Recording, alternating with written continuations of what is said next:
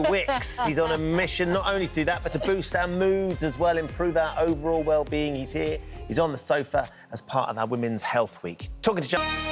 Welcome back. Now, did you know that a dose of fresh air is apparently one of the best things for your health? Of course. Of course. Joe's here. He's going to be telling us more about that in just a moment. Lovely to see you, Joe. Hey, guys, thanks for having me. Now then, of course, he helped us keep active during lockdown. Now the body coach, Joe Wicks, is once again lifting our spirits. But rather than staying at home, this time it's all about getting outside. Morning, Joe. Good morning. How are you? I'm very good. We all know how important it is to get outside, I think. But what does it actually do to our bodies? Well, I'm obviously a big fan of, like, physical exercise, right? And there's, there's gym workouts, there's home workouts, but getting outside in nature, it's like another level of, bringing calm to your mind. It's good for our mental health, it's good for our energy, and obviously reducing stress and anxiety, all these feelings that we can experience. So it's, like, so important. And obviously, as kids, we need to be their role models. And I often say, you're not often going to do it in the first place, but when you get everyone outside and you get some fresh air, it lifts the spirit, it lifts the mood of the family, and it has a big impact on people's behaviour, people's energy, and obviously their happiness, ultimately. Yeah, do you always insist that you and the family get out most days for a certain period, when everyone's leading busy lives, Joe? The kids are at school now. Yeah, I try my best, obviously, and it's hard in the UK. Like, we're waiting for summer. Where's this warm weather? Where was it? It's really, really hard. But I think even getting outside in the garden for 15 minutes or going for a walk around the block, I often have one of the kids will be well up for it, right? Maybe Marley.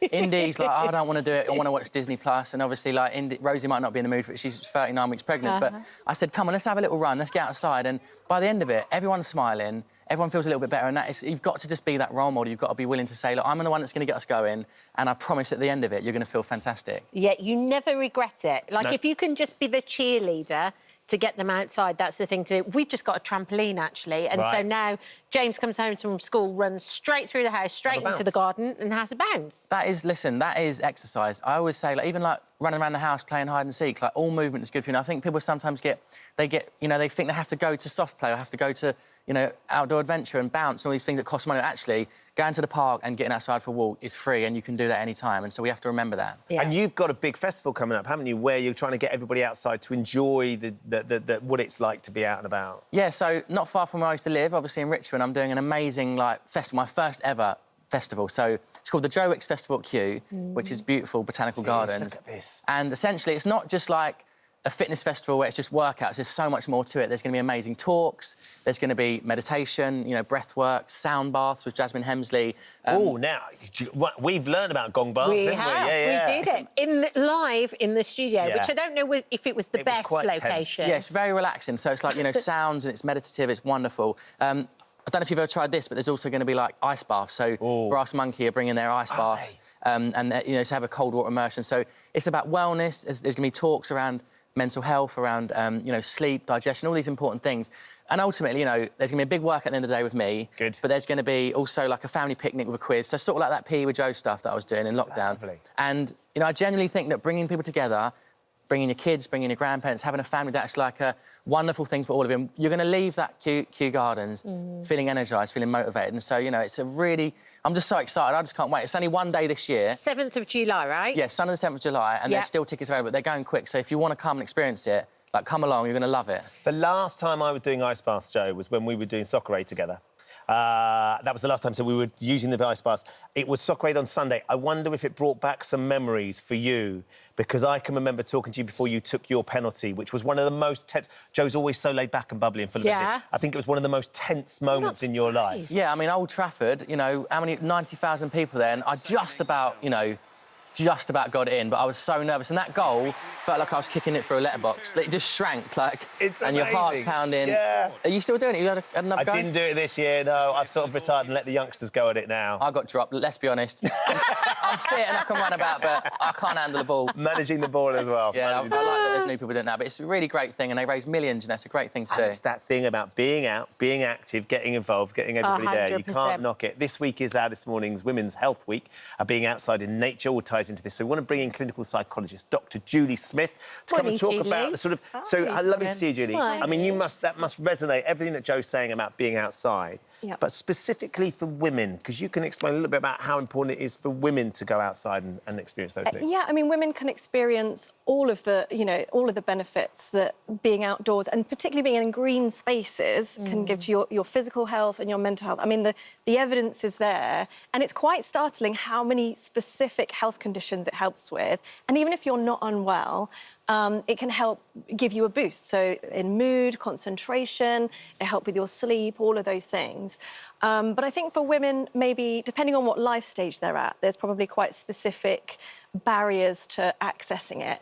And particularly if you're trying to combine exercise with the green spaces, you know, I have 3 children as well. I feel like I spend a lot of my week on the side of a pitch, not moving. And a couple of times I've been inspired to, OK, I could just run around the field here while the kids are getting their exercise and stuff. But you have to be quite creative as a parent, I think.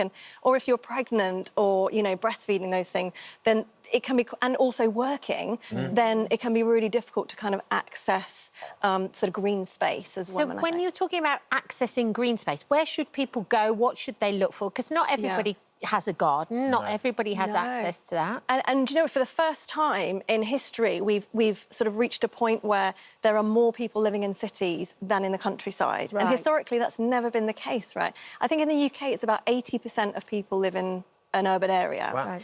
And but the interesting thing in the research is that it works in all different settings. You get the benefits in all different settings. So if you live close to a canal or a river, or maybe there's some streets with lots of trees down, it all counts.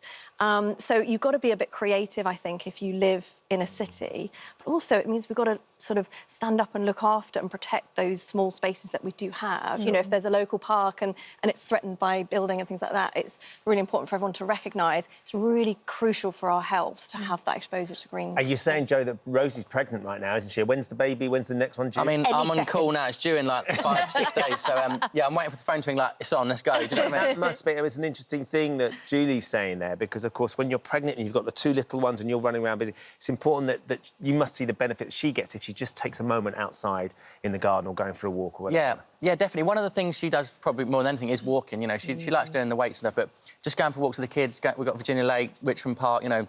We're lucky we live near such beautiful places, but again, even going in the garden, like I play hide and seek with the kids and, you know, we run around. It's just 10 minutes of physical activity can really shift people's mental health. And, you know, it's the hardest thing to do, isn't it? Because, you know, we talk about you, and I love your videos, you're so good at describing this.